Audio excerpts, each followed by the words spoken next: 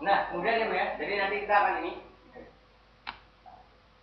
Nah, Bapak Ibu sekalian, tadi yang pertama bahwa internet kalau belum bisa internet itu ya apa namanya wajar saja kalau Bapak Ibu belum bisa. Kemudian yang kedua, syarat untuk bisa internet itu ada syaratnya. Syaratnya ada dua. Kemarin ada yang sudah ikut tak? Ada yang sudah ikut kemarin? Syaratnya dua untuk bisa internet. Kalau syarat ini sudah ada, ya insya Allah bisa dan sah. Ya, gitu. Yang pertama, kalau Bapak Ibu mau belajar internet, harus ada internet. Harus punya internet. Ya keluar. Loh, kalau belajar nyupir nggak ada mobilnya ya sama saja nggak bisa kan, cuma teori saja. Ya, jadi makanya Bapak Ibu datang ke sini, ya, kita kasih internet seperti ini jadi bisa langsung praktek. Kemudian yang kedua, Bapak Ibu punya tangan dan jari. Ya, punya tangan dan jari. Fungsinya untuk apa? Fungsinya untuk ngeklik gitu aja. Untuk ngeklik mouse dan keyboard, nulis. Ya, syaratnya itu saja. Ya. Jadi biasanya kan ada, Pak saya nggak bisa komputer, jadi saya nggak bisa internetan. Saya banyak jumpai seperti itu. Ya. Jadi persepsi yang itu salah Pak ya. Jadi salah kan seperti itu.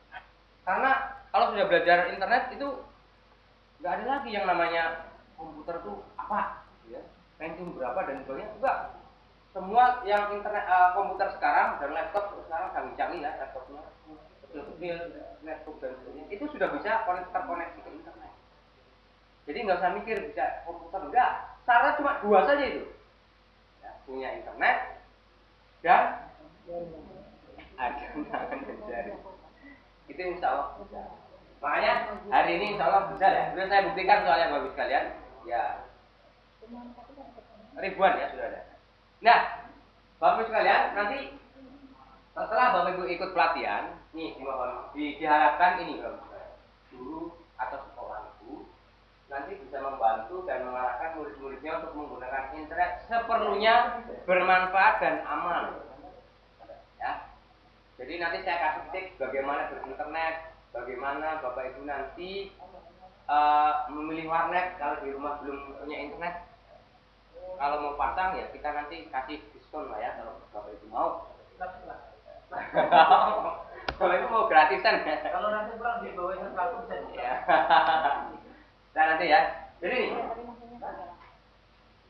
seperlunya bermanfaat dan aman. Makanya banyak sekarang anak-anak kita khususnya ya, itu matanya buka merah dan dari mana? Dari warnet. Main apa? Main game semalaman. Itu Bapak Ibu harus tahu. Yang punya anak SMP ada Bu? Ada ya. Nah Bapak Ibu sekalian, sedikit Bu ya. Ini perkembangan. Ini saya mengutip dari Hillary Clinton. Istilah Internet Freedom. Ya.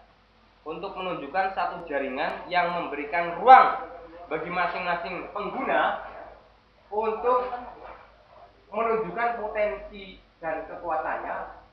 Internet freedom menjadi dasar bagi pengguna internet untuk secara bebas berekspresi melalui blog, email nanti ya, jaring sosial, kemudian sebagai forum bertukar pikiran tentu dengan less control. Media internet ini menjadi media yang efektif untuk menggelorakan revolusi seperti yang terjadi di Mesir. Bapak Ibu tahu Mesir itu kenapa jadi revolusi seperti itu? Bisa berubah seperti itu? Salah satunya internet ya. Less control, nggak ada kontrol. Beda dengan televisi. Televisi itu kalau pesanan, kamu ya sayangkan yang baru ya. Itu bisa dipesan. Tapi kalau internet enggak. Dengan blog kita nulis, wah. Dengan Facebook kita nulis.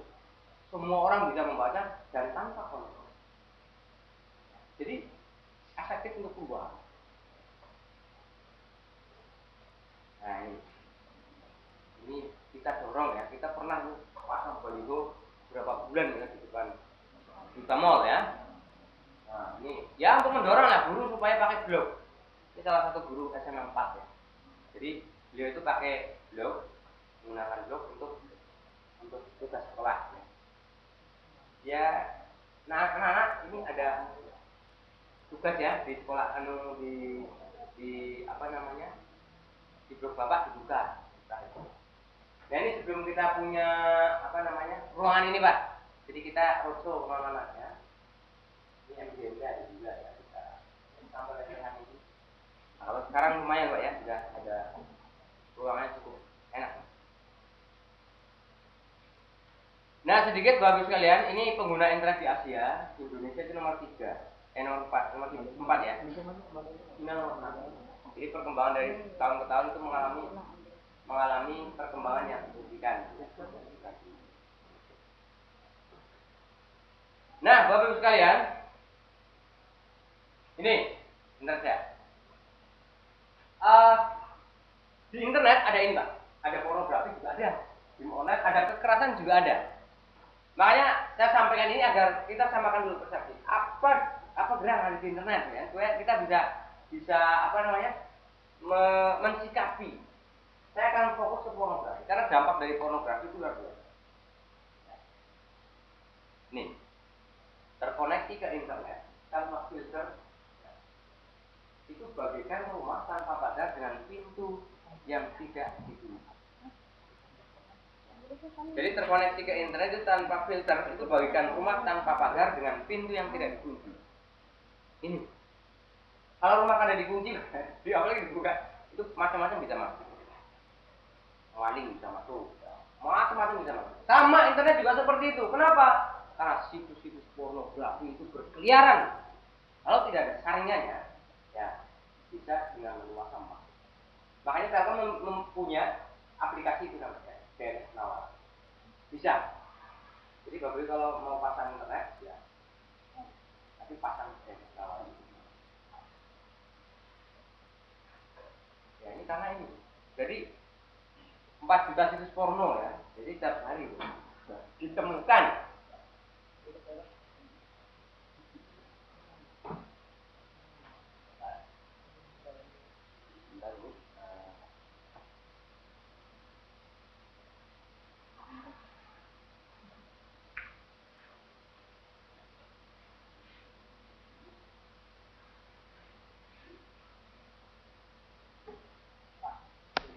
Ini Bu ya, setiap hari kalau temukan 4 juta situs porno. Nah kemudian bagaimana dengan di Indonesia? Nih Bu, Indonesia duduki peringkat kedua di dunia pengakses situs porno. Soalnya baru mengenal. Ya, kenapa Bapak Ibu sekalian? Ya karena nggak ada blokir. Semua operator punya internet. Ada kartu Lexi, Telkomsel, semua punya yang namanya internet. Ya, cuma tidak ada jaminan untuk diblokir. Tidak bisa. Setahu saya belum bisa. Ya, semua operator itu.